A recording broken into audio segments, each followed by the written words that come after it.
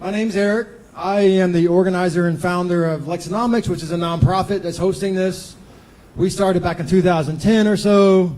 The idea is to help ideas get off the ground faster here in Lexington. So we raise money and try to reinvest it back into startups, artists, entrepreneurs, innovators, whatever, trying to get things going a little bit better. It's my hometown, blah, blah, blah.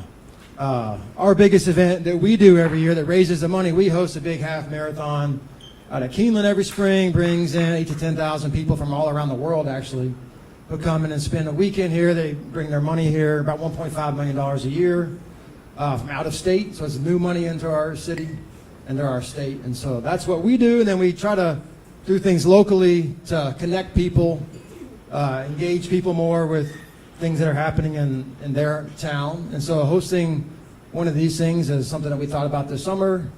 And then that gets me into my thank yous. I want to thank Mr. Bastin and Mrs. Gorton for coming. My name's Ronnie Bastin. I'm a candidate for mayor, as you know, or you wouldn't be here. I grew up on a small farm in Glasgow, Kentucky, Barron County. I grew up milking cows, raising tobacco, working hard. Came to UK in 1975, pursued a degree in agriculture economics, began working at a state prison, and worked for the next 40 years in public safety. I was with the police department 30 years. The last 7, I was chief, and then Mayor Jim Gray had the confidence in me to ask me to be his public safety commissioner, where he gave me basically half of government to run. I had police, fire, the jail, 911, emergency management, and building security. 1,750 full-time employees and an almost $200 million budget. I always came in within budget, and I led without scandal. I look for better ways to do things and take on the culture of government when it comes to processes and spending. I'm running for mayor to put people before politics, especially when it comes to safety, jobs, and quality of life. People deserve to live in a safe community. They deserve to be able to have jobs, and jobs should be available. We should be able to have the skills in our workforce that are being looked at now by companies who are looking to employ people. And we want quality of life amenities for young people, people of color, everyone in our community, so that they feel like they have a place they can be proud of and take part in and want to help grow. So running for mayor. I hope you vote for me on November 6th. I'm Linda Gorton, and I'm running for mayor. And I want to tell you just a little bit about myself, and then I want to tell you that, you know the old saying, actions speak louder than words. As we go through tonight, I want you to think about that, because my entire adult life has been made up of actions. And I think you'll see that as we go on and as we answer the questions. So I came to the University of Kentucky, to the College of Nursing. I was born and raised up in Ohio in a farm community, and I spent a full career in nursing. And my husband spent several years on active duty with the Army, and so wherever he went in the world, I was able to find a job as a nurse. So I've worked in lots of different types of nursing. And you know, nurses mostly are about people and solutions. And that is the original reason why I got into politics back when I first ran for council. I have spent my entire adult life in civic leadership. That's aside from elected leadership. Doing things like serving as PTA board member, president, leadership in Girl Scouts, soccer coach, you can just name it off. I currently serve as co-chair of the Arboretum board here, and I serve on the College of Nursing board and the Martin School board at UK. So I ran for council in 1998, and I was totally politically naive. I knew nothing about politics, had never been involved in politics, but I knew I loved working with people and finding solutions to problems. So it was a good fit for me, and I learned a lot about politics in the meantime. So I served 16 years on the council. I was representative of the 4th District for 8 years, and then I was an at-large council member for 8 years, the last 4 of which I served as vice mayor of Lexington. And while I was vice mayor, I led the council in all the budget meetings. Once the mayor had put that budget together, the vice mayor led all those meetings where we took the entire city budget and we added things and we took out things and we, debated some of the items in the budget. So I have a really good grounding in budget. I grew to like it very much, surprise.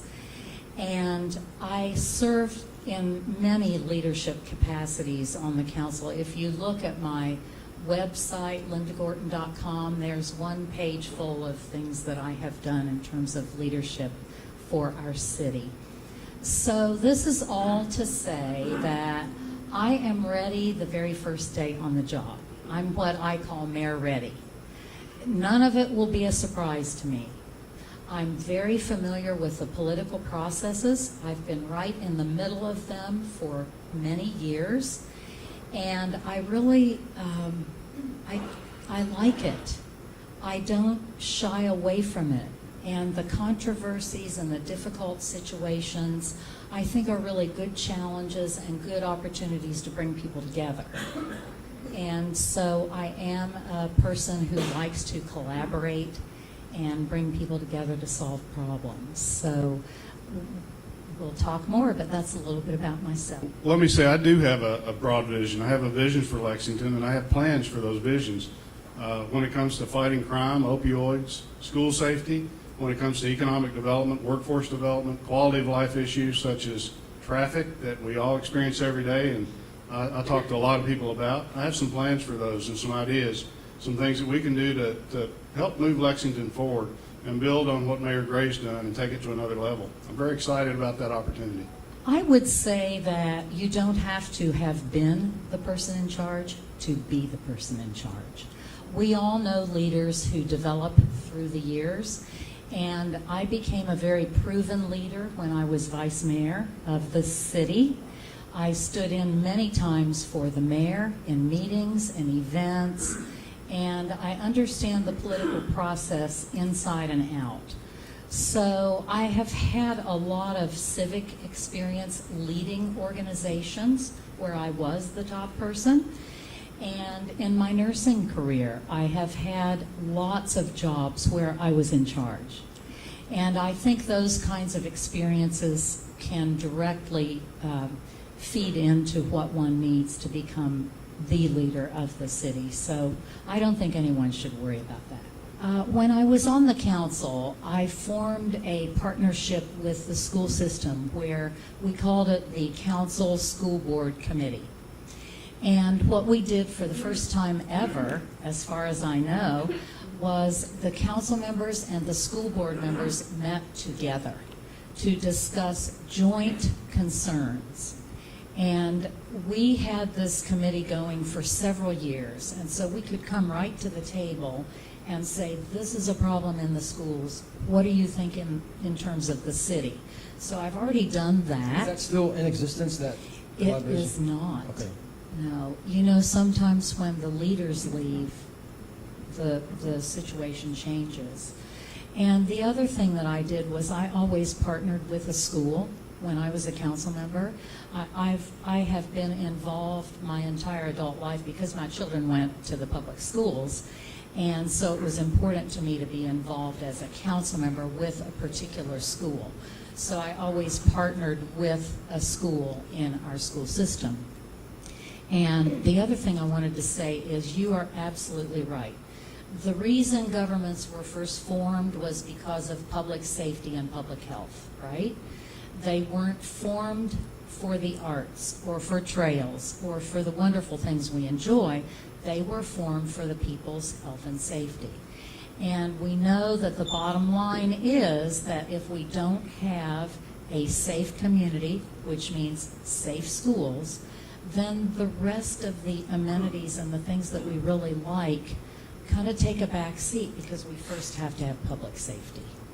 And I think that Manny Koch, as the superintendent of schools, has worked that process very well to come out with a 10-point plan for safety. And they've got some really good items on it. Thank you. There's nothing more important in our community than safe schools. and I look at potentially a young voter, very young voter over here to the left, I think how important that is. I have a history of working with the school system with the last 3 superintendents that I can recall. They've all had my cell phone, I've had theirs.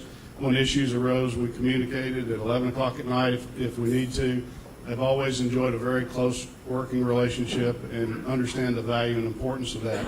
I'll continue that. I would invite Superintendent Kalk to participate in staff meetings at the Government Center with me, and I would hope that he would reciprocate. Sitting and listening to issues as they're discussed is a great way to pick up on opportunities that you can work together and collaborate on issues. We have some serious issues.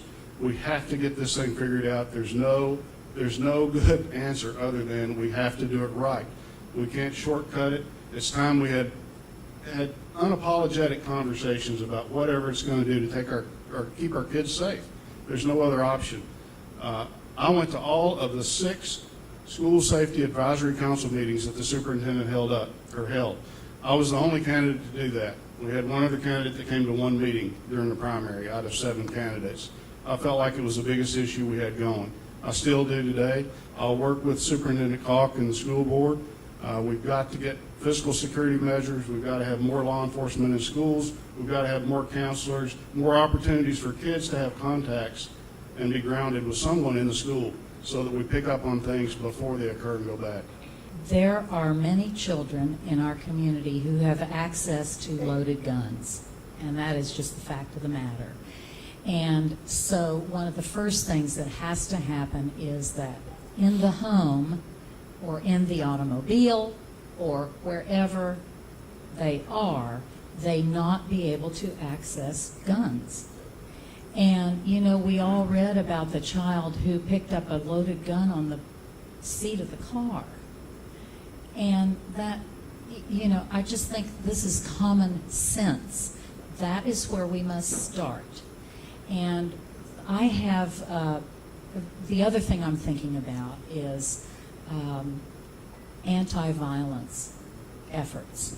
So I have a young woman, she lives in our community, her name's Davida, and she was in my Girl Scout troop. And she lost her partner and the father of her first child to gun violence. And she is not, from that experience, she is not angry, she's not taking negative steps. What she is doing is she is gathering youth every summer. And she has her own camp where she helps children learn how to deal with feelings and treating each other with respect rather than violence. And we've got to start with some of those kinds of efforts. I don't believe in arming our teachers. I think that's a big mistake. And it's, I heard Chief Weathers talk about it one time, and he said, when I see somebody in uniform, I expect them to have a weapon. When I see somebody in plain clothes and they have a weapon, they're not the friend. They're not my friend. So I don't think that's a solution. I think there are some things in the plan that will be helpful for schools to be safe. One just easy example is the entryway. That is a safer entryway when people enter and leave the school. And we've got to have a broad partnership on this safety and violence issue. And it involves everybody, including our mental health community. We really have to get more armed law enforcement in schools, I believe. We have to have the physical security measures that will help keep guns out of school. But a big thing that the mayor can do to help reduce violence and keep guns out of school is to try to deal with the issues in the neighborhoods. Many of the folks that I've seen who brought guns to school, when we talked with them, they were afraid because of something that happened in the neighborhood, so they brought the gun to school with them because they were afraid to go to and from. And it was a neighborhood issue, so we have to deal with that. The other thing we have to do is have a safety network within the school, as I mentioned, to have every kid hopefully to have an anchor or someone they trust or they talk with. That's critical. Today I see violence rising because I see threats being made over social media when someone can sit in the comfort of their home or whatever, make a really bold threat, and the person who's been threatened suddenly feels like they've been threatened in front of the entire world. So they feel like they have to respond very strongly to save face. I think that's a big thing, and we have to be aware of that. We have to know what our kids are doing. We have to know when those threats are being made so that we can intervene before something really bad happens. We've intervened on several occasions when we've gotten information like that. Parents need to be aware of that and look out for it. And we need to have folks that in schools that have a dialogue with kids so that they recognize when something's not going right, and maybe they can probe that and find out ahead of time. I'll say this, for 40 years I basically treated the symptoms of crime, and we thought arrest was a way to get to a better position. And we found that that's not the case. Arrest is a means and something that we have to do, but until we get to the point of asking the tough questions as a community, putting the resources necessary to really deal with root causes of crime, we're going to be treating symptoms for the next 40 years like I did for the last 40. It's something we have to do. It'll be a bold statement, a bold undertaking. It'll be a journey. It won't happen quick, but we have to do it. We really don't have a choice. This is not going to be fixed by public safety, the schools, or individual siloed entities. It's going to take all of us. And you mentioned jobs and economic development. I think that's tied right in there. Because if people don't have a meaningful job where they can go every day, enjoy their work, and make a living, then they're going to find other avenues of getting money. And I think it's very complicated, and it's a situation where we're going to have to all work at it together. And this is where our community can come together around this issue and make a huge difference. And see, the government, I think the government's role is more as a facilitator, and the government shouldn't be getting in the way.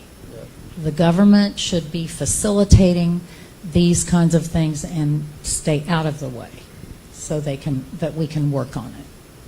I have been meeting with lots of different entities who are all trying to do different pieces of this work.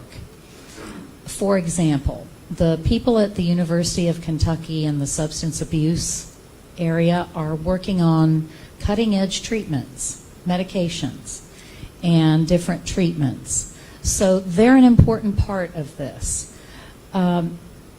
The folks. Your background is healthcare. Yes, I'm a registered nurse, and we all know the history of this, or part of the history. So, when you have something that hurts, you need sometimes pain medication. And we know that opioids are very addictive. They are far more addictive than nicotine. It takes a long time to get hooked on cigarettes, but it does not take very much time at all to get hooked on opioids. And that's part of the problem, is that some of this started with legitimate prescriptions. And it has taken us into a place where this is affecting all families and everyone in our community. I worked with a nurse for a long time who lost his only son to this, his only child. The man had a wife and a new baby. It is hitting every aspect of our community. So my thinking is, public safety can do one piece of it, but public safety can't fix this problem, and people who are addicted can't fix themselves. It's impossible to fix yourself. So we need to look at this disease of addiction and grab the UK folks, the public safety folks, our mental health experts, our pharmacy experts, our insurance people, the schools, and we've got to put our heads together and solve it through a multidisciplinary way. And I'm very optimistic that we can. And when we fix this, or at least decrease the numbers of the drug use, we will decrease crime in this city. They are linked together. Many folks had lost loved ones during the past year, and I learned of a good friend's loss of his son at the event the week before. It's something that's touching most families that I talk with in some way. It's it's breaking families up. It's costing tremendous amounts of resources. It's costing a lot to this community in terms of public safety, healthcare costs, ambulance costs. It's really a big issue for the community. It's affecting our workforce availability because people who are suffering from addiction can't hold jobs in many cases, and we're at low unemployment. Many folks I'm talking to are saying they're having a hard time filling jobs they have. It's a huge issue. Many people have asked me what the biggest issue in Lexington is, or if I had one wish, what I would do. If I had a magic wand to do one thing for Lexington that would make the most difference today, it would be to eradicate opioids in our community. It is devastating our community. I'll appoint a director of drug enforcement and prevention whose job is 24 hours a day to coordinate law enforcement, state, federal, local, all efforts to choke the supply of the drug. That person will also be in charge of trying to coordinate resources and attract new resources to the community. Government may not be able to fund it, but we can offer incentives to get private companies to come in. We need beds. We need lots of them. The next thing we're going to do is try to rally folks within the faith-based community and other organizations and individuals in town to help people once they go through rehabilitation and go through programming, to help them walk through recovery and be mentors and call them 6 or 7 or 8 times a day to make sure that they have someone that cares about them when they're having a tough time. So it's a big issue, and it's one that's going to take a lot of effort by all of us to fix. Now that Lexington is a bigger city, it's a mid-sized city. I guess we're about 318,000, 320,000. We're growing about 30,000 every census decade. So we are not the small town we used to be. And it's our responsibility, and I think it's the mayor's responsibility, to start establishing those relationships with the surrounding mayors and judge executives. And this is one of the things that I'm really excited about, because we can be a real region, a region that not only works together on tourism and highlights everybody's good things, but we can partner on economic development. We can partner on planning issues. And this is something that will take time and effort. For those of you who've been in Lexington a long time, you know this regionalism is a tricky thing to get going. And the way it starts is with relationships. It's all about relationships. And so I'm really excited about that. I think there's great potential for regional tourism as well as a lot of other efforts. Thank you. Any other questions before I move on? The next topics are going to be downtown development / farmland preservation. We're going to get into those two things. So are there any questions about tourism from the audience before we move on? No? All right. Yes, sir. I'll repeat the question once you say it. Yeah, no, I'm worried about straws. I know a lot of places locally are getting rid of straws. We'll get to that in a minute. Oh, Environmental stuff's next, Yeah, or environmental. later on. Now. So to me, that's part of tourism, Yep. having clean, Yep. and the mosquito squad people, and that kills fish. So I think tourism is combined Yep. with, I get that. Yeah. pollution. We have a whole slew of environmental questions / tourism quality of life issues. So How much time do we have? we got about 40 more minutes or so. Till 10. We can stay here all night. We get the cash bar, right? Somebody's protesting. And that those dollars stay right here. They don't go to a corporation somewhere out of state or out of this country. They stay right here in Fayette County, and they're recirculated, and they turn over and go through several people's hands. That is vital to our economy, and if we don't realize that, we need to wake up, because we have to maintain that. I believe in smart growth. I believe in responsible growth.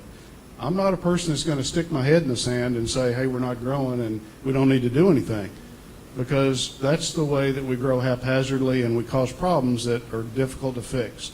We know we're growing. Someone said we're growing. I think Linda said we're growing 3,000 or 4,000 people a year. So over the next 10 years, we could be 30 or 40,000 more people here in Lexington than we are. You know, as we are growing and as we're targeting infill projects, we have to get ahead of the infrastructure needs like roads. Think about it. What did we do in Masterson Station, the development out there? We created gridlock with growth. And how many years did it take for us to get the roads fixed, to unlock it? We should be ahead of that. If we are growing in an area, or we have infill projects, we need to take traffic and sewers and all of those things into account, or we're going to have problems that we all deal with every day. And I don't know about you, but I don't want to be on Nicholasville Road or Harrodsburg or Richmond Road 10 years from now with 40,000 more people on the road if we don't get ahead of the traffic issue. It's a big thing. Lexington is on a trajectory that is just going up, up, up. And we're being recognized for many, many good things in national and international publications, right? So we've got to keep that going. And you will not have to worry about that with me, because I have supported many of the efforts that you have mentioned. I sat on the original task force for the Town Branch Commons, and I'm determined it will be finished. It's just going to take a little time, and it will transform our downtown as well as our rural areas because of that continuous trail. And my vision is that we continue to have Lexington be a place where, number one, we have a 21st century economy that includes everyone. When everyone is included in our economy, and I mean jobs, and I mean job retraining, and those sorts of things, workforce development, then everyone has access to enjoy the quality of life that we have here. So that's number one. And we've got a lot of potential there with us becoming the largest gigabit city in the country. That is huge for businesses that want to download huge data files. We are going to be so fast that I think that businesses will be attracted here.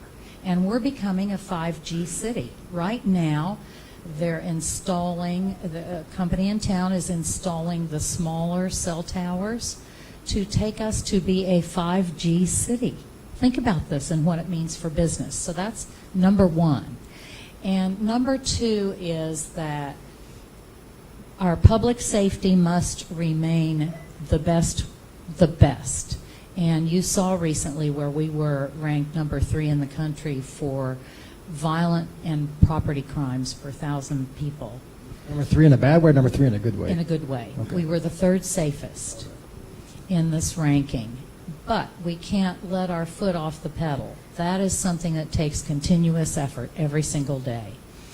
And while we're working on that, you know, I think the attraction we have to, I'm kind of getting into your area here, but the attraction we will have to high-tech business is unlimited. And we have great potential here for our high-tech industries. And Dr. Pierce Lyons used to talk about becoming the high-tech hub of the East. We have that capability. And so this will affect everybody's quality of life, which gets to the arts, it gets to trails and parks and music and public art, all the things that make a place a fine place to live.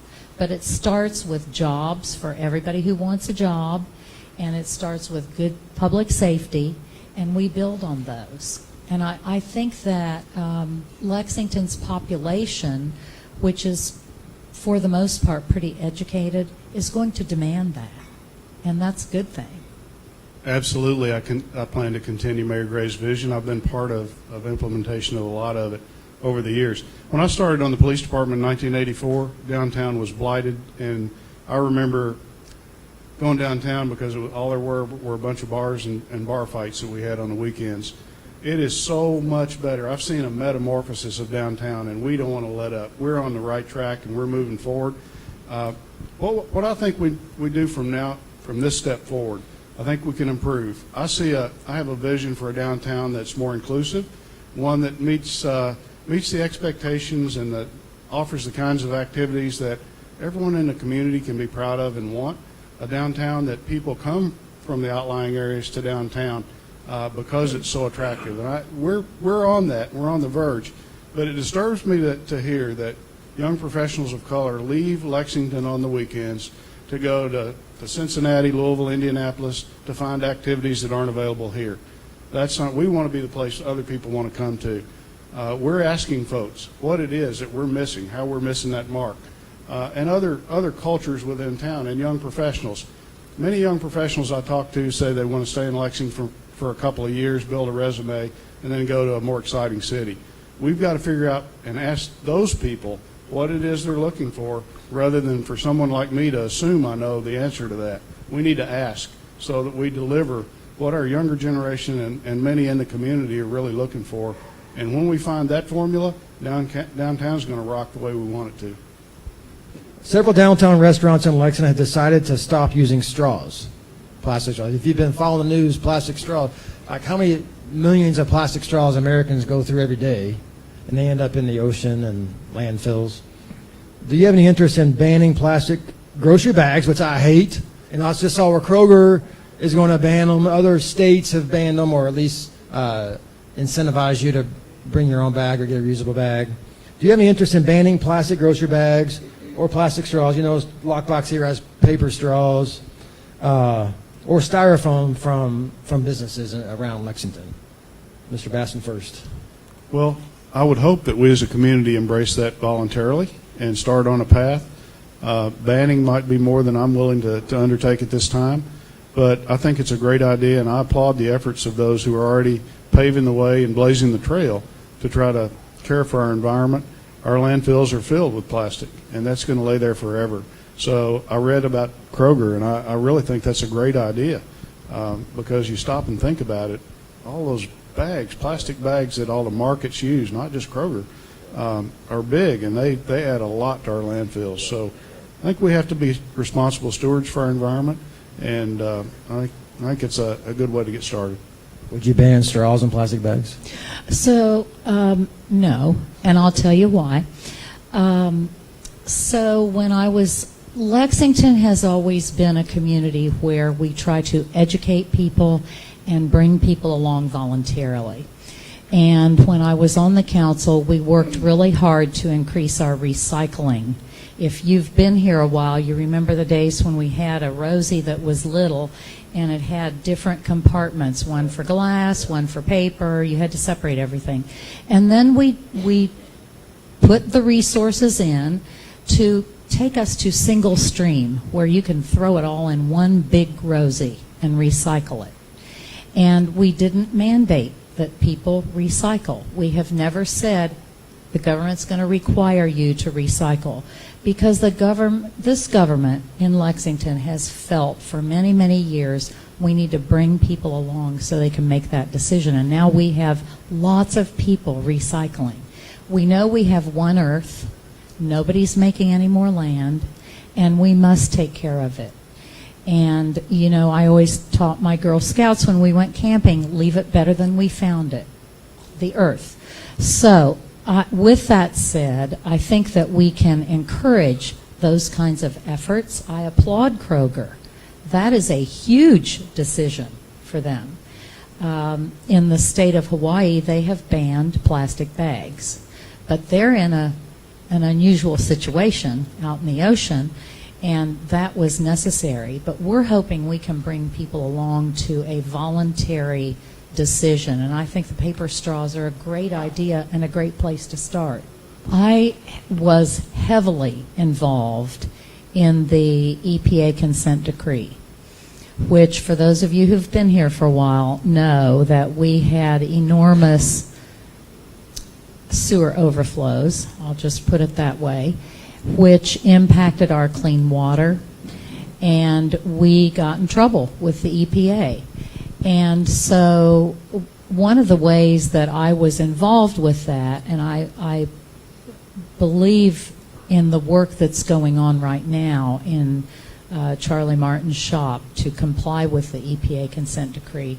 I chaired some of those committees, which took us to the stormwater management fee, and I chaired the stormwater oversight committee, and that was where the work went to move this along. And we've got to keep on that. We've got to encourage people to use the Herbie and the Lenny and the Rosie and recycle and keep as much as we can out of the ground. That's the waste management piece. And I'm convinced that there are other ways we can deal with our waste as opposed to burying it in the ground. I know that there are companies that are on the cutting edge of using solid waste to produce the energy they need to operate. And that's, Toyota's been looking at that for years and is into that. So we've always got to continue to be on the cutting edge of keeping the air the cleanest we can, the water, and getting as much of our waste out of the ground, because the ground is limited. So I would continue all those efforts. And there are new things in this country being done every day, and we should look at what other communities are doing too. I agree. We need to look at benchmarks across the country to see what best practices really look like and evaluate what we're doing against that. But it's a very important issue, and it's more than just a little bit of flooding here and there when we talk about water runoff. I was working the night that we had a very tragic incident here in Fayette County where we lost a life with someone that was taken into a storm sewer. Very, very tragic incident, and it really elevated the need for us to deal with some of the issues that we were having as a community. And I fully support the efforts that we have going on now. I know they have continued to be much more expensive than the original projections were, the actual remedy, but we're working hard on it. I think we've made good progress. We're going to continue. We're not going to let up until we get those issues fixed and we have that issue dealt with. I think we have to look at ways to deal with waste, and that's a problem not only for us but throughout the world. It's a big issue, and we're developing technologies every day, and something that we have to continue with. But I support that. I supported, as police chief, I got rid of some gas-guzzling cars for positions that didn't need them. They thought they did, but they really didn't. And we bought, I'm not giving an advertisement here, but we bought Toyota Camry hybrids. And I drove one of them because it was the right thing to do, to save money and protect the environment. So I believe in that, and I'll continue to look for ways to bolster what we're doing. We need more affordable housing. It's a big issue for us, and I applaud the efforts that Mayor Gray has done. I think they have $2 million now in the Affordable Housing Trust Fund, but that's not enough. We've got to continue to look for ways to fund that at higher levels. We have a very beautiful county to live in, and part of the struggle is as those property values rise and we do infill projects and we don't expand out, we create issues like gentrification and lack of affordable housing. And a lot of young people I'm talking to are saying that, they want to live close to downtown where things are walkable and they can go to all the activities they want to go to, but there's a lack of affordable housing. So if we really want to bring people here and keep the brain drain from happening, we've got to figure this out and have more affordable housing for many people within the community. So I'd support more funding for affordable housing. I know there are folks right now that know a lot more about it than me in the community that have done a great job. Austin Sims, PG Peoples, many others. I think Jim Host and PG have an effort right now to raise $1 million for affordable housing, and they're doing very well with that, I hear. So we've got to continue. We've got to be relentless about it and not push it on the back burner. In 2014, when I was vice mayor, we established the Affordable Housing Fund, and it has been very successful. And it is being used to augment the affordable housing issues in our county. And we do need to have that fund robust.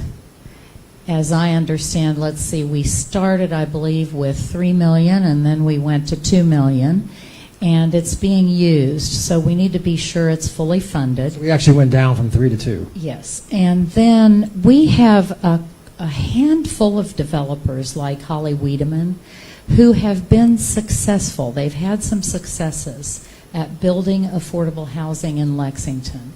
And so we need to sit down with those folks at the table, all the folks involved, and kind of pick their brains and then add into that what other places in our country are doing, because there are some cities that are having some greater success at affordable housing and making sure people aren't priced out. I feel that the breadth of my experience in life is something that has prepared me very well to be your mayor. And I don't have just one area of expertise. I have a lot. And within government, I worked in many, many areas and looked at all of the budget. And so I'm very excited about this possibility. I have been in the political process for many years, and so the political side of it is nothing new to me. And I think that what you can see with me as your mayor is that the first day on the job, I'll be ready and moving. And I'm very excited about the possibility. I ask you to do a couple of things. Go to my website, lindagorton.com, and vote for me on November 6th. Thank you so much. I feel like I have the experience to do the job. I've been doing it for a while. I've been doing leading over half of government. Not only have I constructed budgets and helped devise budgets, but I've been responsible for monitoring spending and controlling spending for budgets that accounted for almost $200 million, 54% of the entire government. I always come in within budget. I look for ways to save money.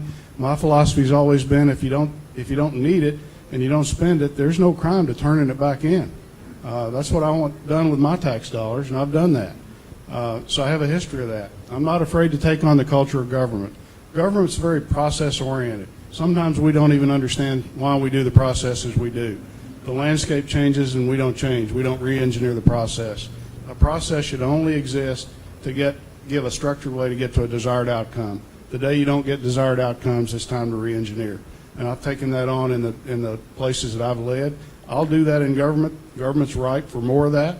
And I'll lead with transparency, honesty, and so that you have a voice, no matter who you are or where you are in life or where you live in town.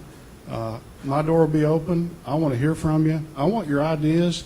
I want to make sure we include the millennials who take a beating sometimes from older folks in our community.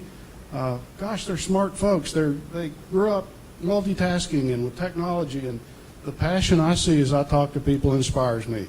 We're going to be at a better place because of these folks. So we need to include them. We need to know what it is. We need to ask what it is you want in the community for the future, rather than for somebody like me to try to think I know that answer without asking. So I want to be a mayor that wants participation, encourages it, and tries to deliver as best I can with as many people in the community. I've been a person who's dealt with issues my whole life, and issues and people that didn't even want to be in the same room together. And I'm usually the peacemaker and the one that causes it to continue and move forward.